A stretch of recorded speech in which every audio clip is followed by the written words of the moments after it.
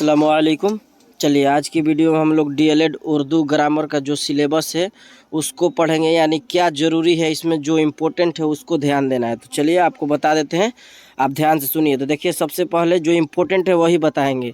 तो इसमें से सवाल एक दो आता है तो ये एक नंबर को छोड़ दीजिए। उसके बाद हर्फ को ही प्रीपोजिशन कहा जाता है इंग्लिश में, तो इससे इसको भी कवर कर लीजिएगा। देखिए हर्फ की किस्में, इसमें थोड़ा सा देख लीजिए कलमा। उसके बाद इसमें खास को ही इसमें मारफा कहा जाता है।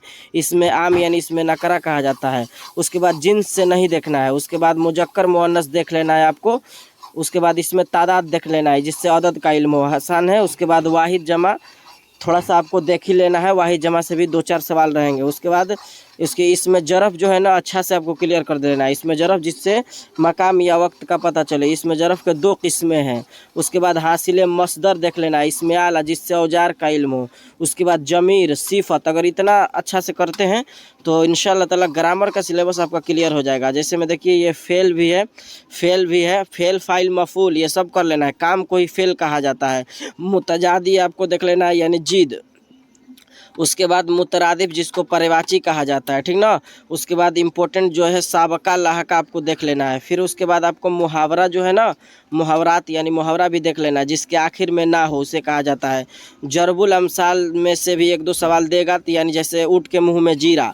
उसके बाद आप देख लीजिए, उसके बाद ये सब न देखिए, जुमला रुमजो खाफ, ये सब बस इतना में आपको जो है ना इम्पोर्टेंट जो है ना, आपको एक और बता देते हैं। इसमें फ़ाइल फेल मफूल ज़रूर पढ़िएगा।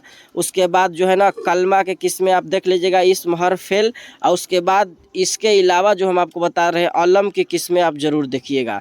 अलम के किस्में आपको बताए हैं कि कुन्नियत, लक़ब, खताब, ये सब ज़रूर आप क्लियर कर लीजिएगा। जो इसी चैनल पे सब ग्रामर डीएलएड का जो है ना ऑब्जेक्टिव के रूप में पढ़ा भी दिए हैं।